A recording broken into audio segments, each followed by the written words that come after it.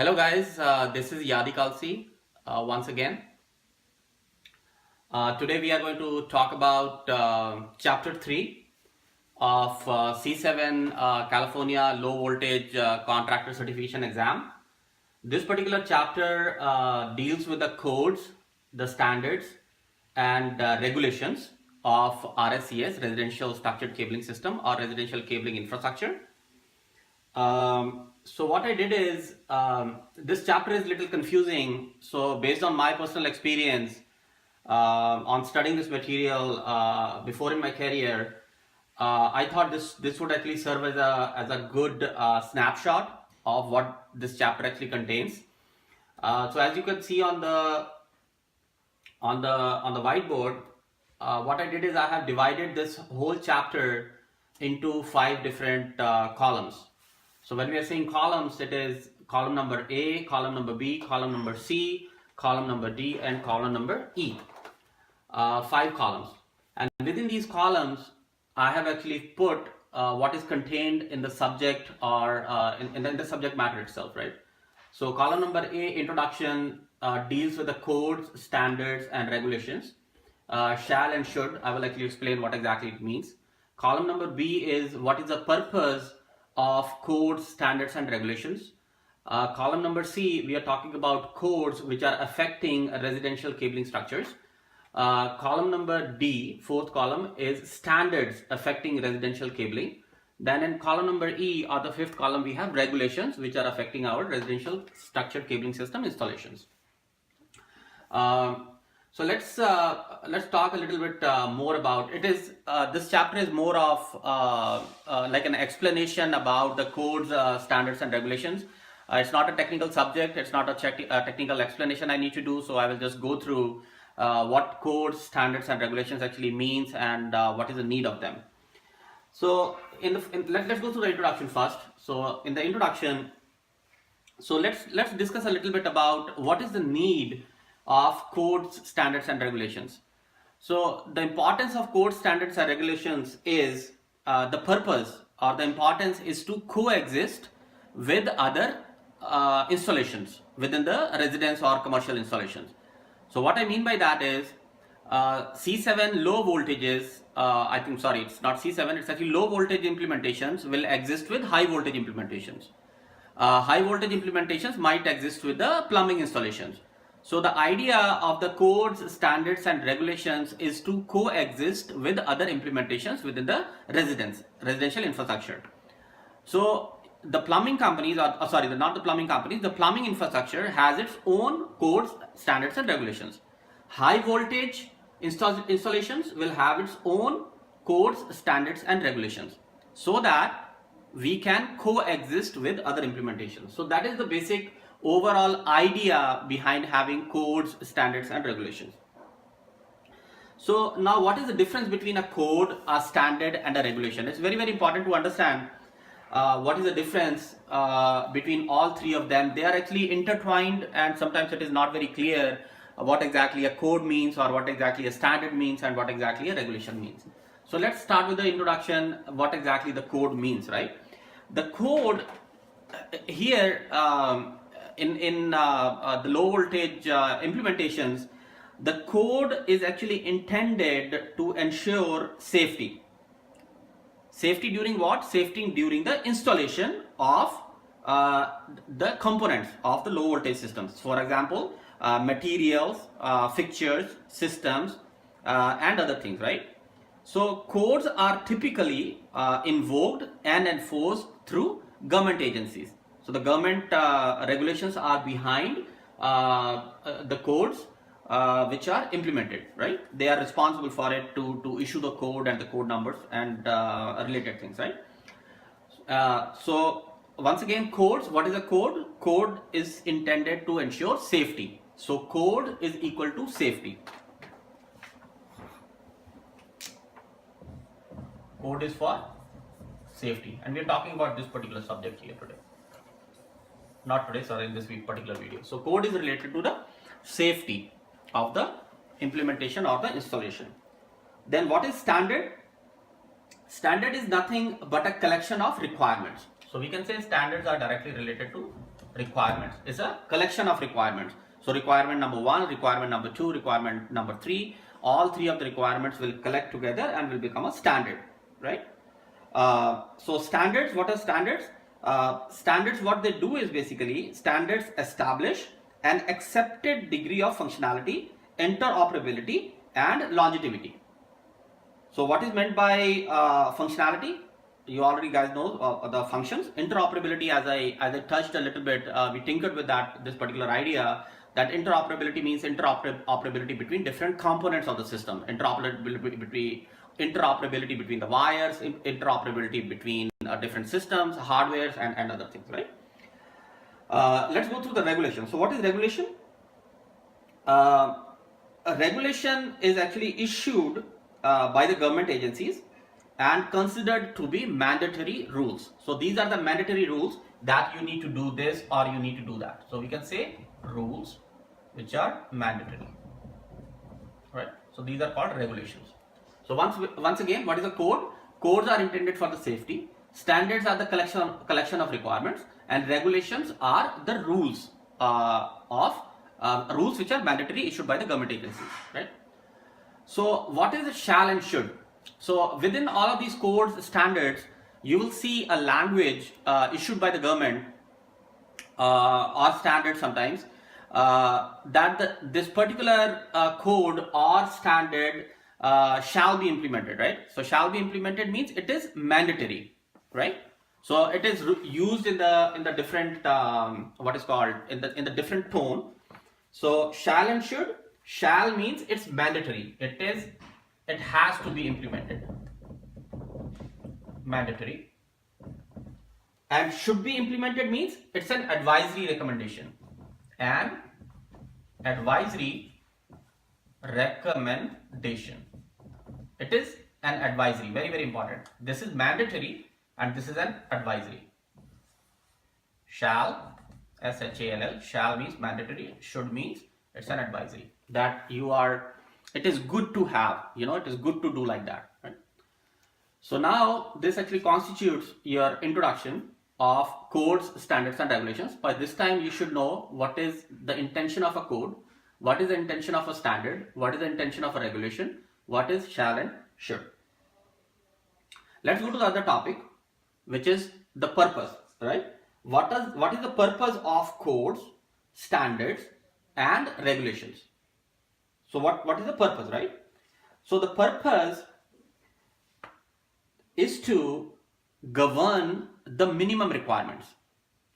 It's a little tricky to understand.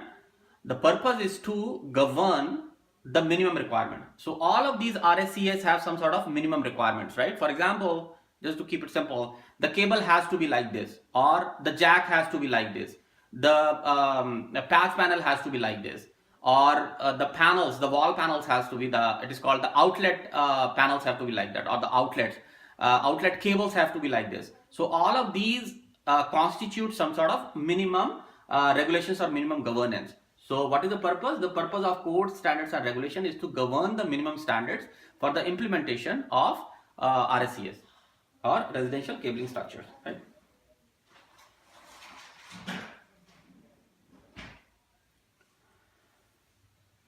In this one, we also talk about the standards, right? So the standards are established as a basis to quantify, compare, measure or judge what? All of these 7 parameters, which is the capacity, the quantity, the value, the quality, the performance, interoperability and the limits. So these are the minimum governance parameters through which we actually define the purpose of the standards. Let's go to the third column. We call it codes affecting residential cabling. So here we are, if you look at this, we have codes, standards and regulations. So what I did is codes here, standards is here and regulations are here, right? So the code affecting the residential cabling structure, the standards affecting the residential cabling and the regulation affecting the cabling standards, right? So the code affecting the residential standards are NFPA and NEC. You just need to remember these terms. NFPA stands for National Fire Protection Association. National Fire Protection Association. National Fire Protection Association, NFPA. So what is NFPA? NFPA is an international organization with members from around 70 plus countries, established almost 100 years ago. You and me were not alive at that moment. So at that time it was established, and it is a part of the codes. So we follow the codes from NFPA. Also, we follow the codes from a different agency called National Electric Code, NEC, National Electric Code. This National Electric Code is actually within the United States, and they issue standard codes, and we actually follow those standard codes. So one of the examples could be some code numbers, right? We need not to go actually into details of that particular code. So we will talk about it. I can give you just a tinker that 568A, 568B, all of these are basically standards and the codes behind it, right? Let's talk about product ratings. Product ratings. So the product ratings are of three types. One is a listed product rating. The second one is classified product rating, and third one is the recognized product rating. As you can say, so when your product, whatever the products we are actually using in the implementation, like for example, a coax cable or an Ethernet cable, a CAT cable, or any type of jack, or any type of block, any type of rack, or any type of ADO hardware or DD hardware or demarcation points or NIDs or anything of that nature, those are the products, the hardware products are actually listed. Listed means they have passed certain standards, right? Certain standards, which could be mechanical standard, it could be electrical standard, it could be a thermal characteristics, or it could be other things, right? So one is listed, classified, and recognized, right? That's all you need to remember. There is nothing much to it. There are other codes which affect our installations here, which is on the number 3. Here I have listed. It's called CSA. It's called Canadian Standards Association. CSA means Canadian Standard Association. Local means there could be, based on the state in which you are living, there could be certain local standards as well. It could be county standards, it could be city standards, it could be the state standards, which you might need to actually follow. So it could be federal standard, it could be a state standard, it could be a county standard, it could be a city standard as well. So those are called city, state, city, and county are actually local standards, right? FCC. Everybody might have heard this term by now. You are in the field, so make yourself aware of this term. You might have heard a lot of news sometimes in the news channels talking about FCC. It's called Federal Communication Commissions.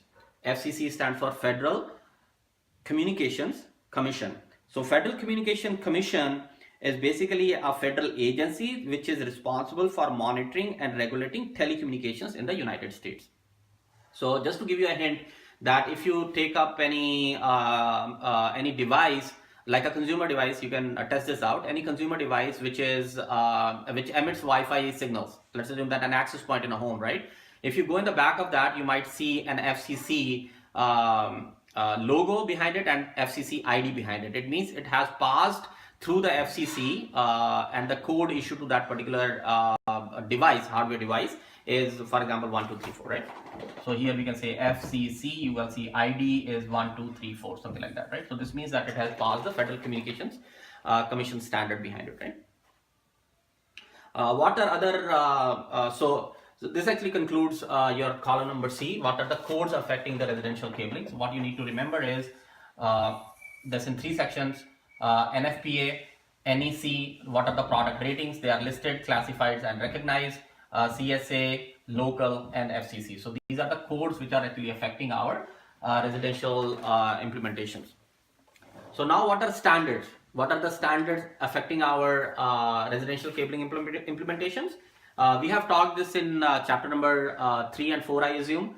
But these are the main ones, and we can actually talk about, there are a couple of more which you need not to remember all of them, as long as you understand what is the purpose of these agencies or these institutions, right?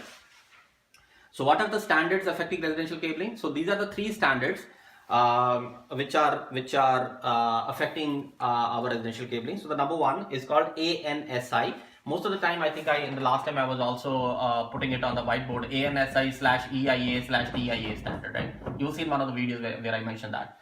And they say 568A and 568B and a couple of other things. So 568A and B is the standard how you basically crimp RJ45 jack, right? The pinout configuration of 568A and B is about RJ45.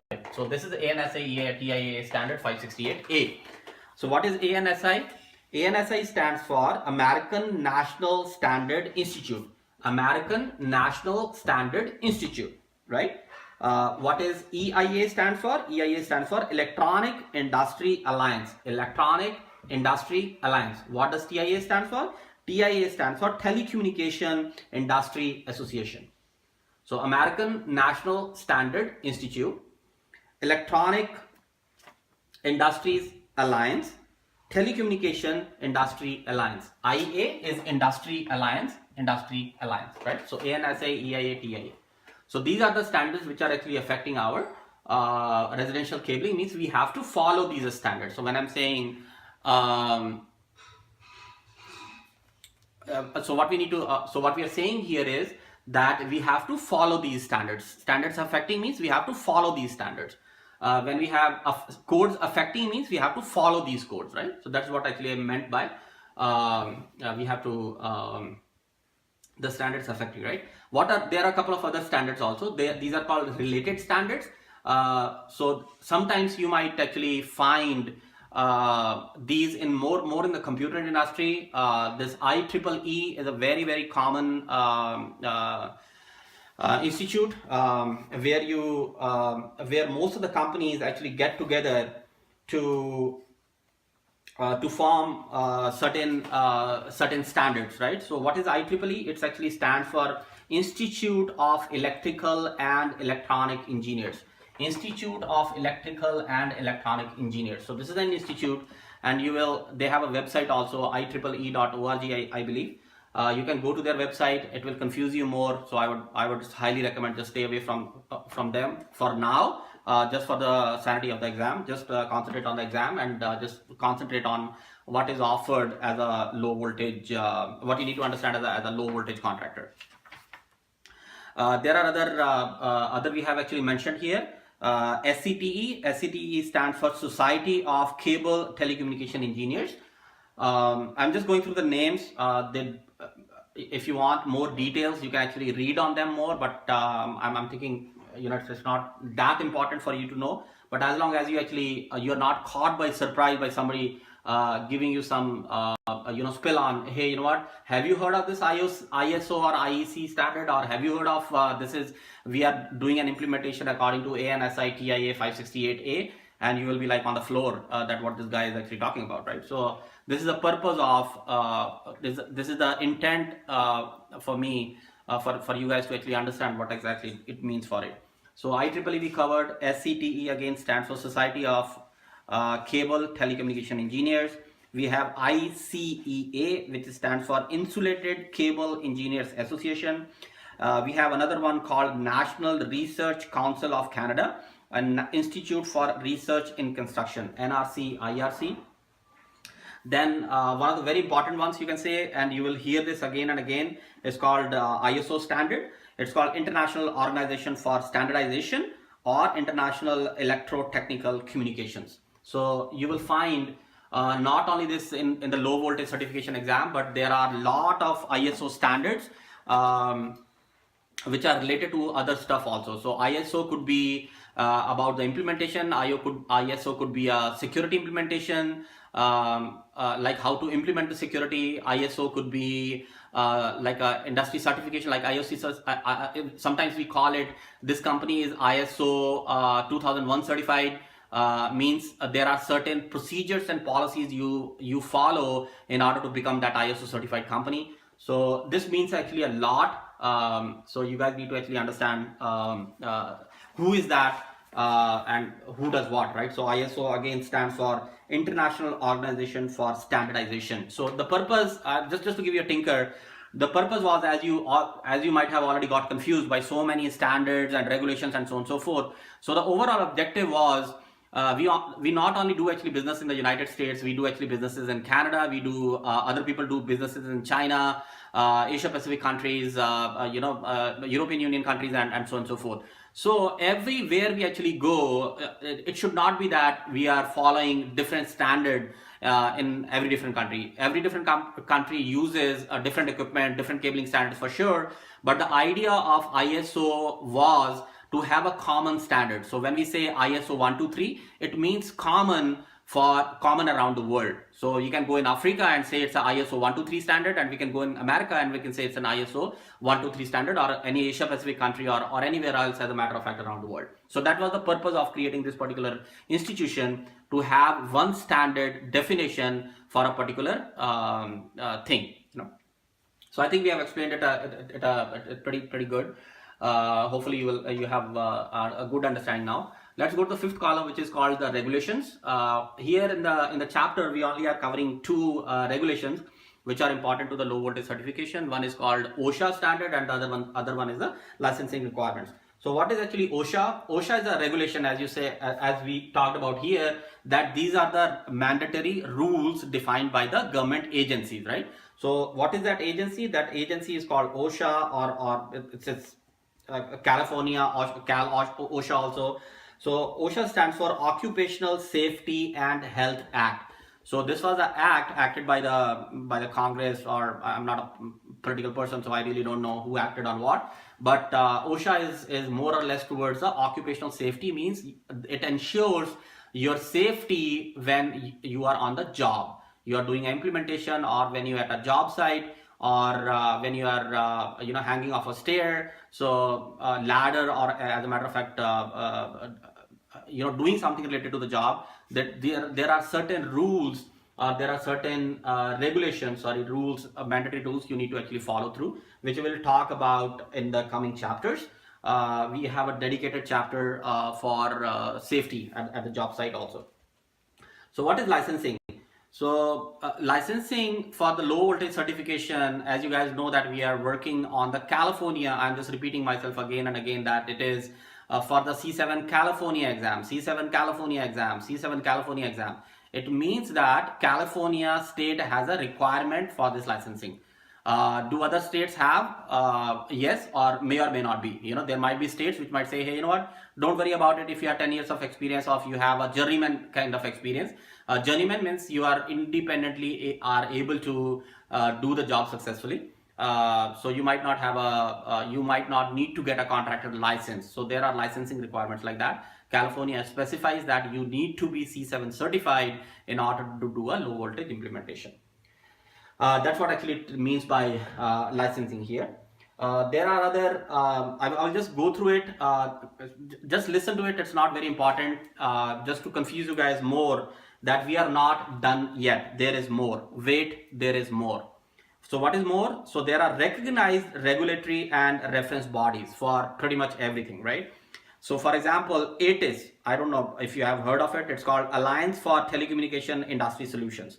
There is another association called American Institute of Architects, AIA, American Insurance Association, American Insurance Services Group, American National Standard Institute, we have already talked about, American Society for Testing and Materials, and so on and so forth. So there could be more than, I don't know, in the book it says more than 30 plus agencies, which some or the other way are intertwined to do something with the residential structures or commercial structures. So it's not, I won't say that you need to like concentrate too much about these agencies or institutes. You need to learn about them line by line. No, as long as you have a general understanding of what these basically institutes or societies or associations do for you, right?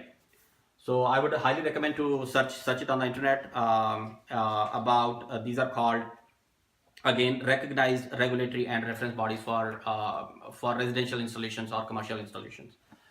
I hope this chapter was useful for you. I have tried again my best to put it in perspective.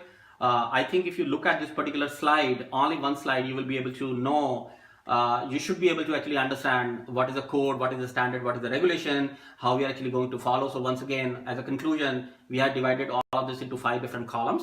We have introduced ourselves for what is the code, standard, and regulation introduction. What is the purpose of these code, standard, and regulations? What are the codes which are affecting? So here we have codes. What are the codes affecting our installations?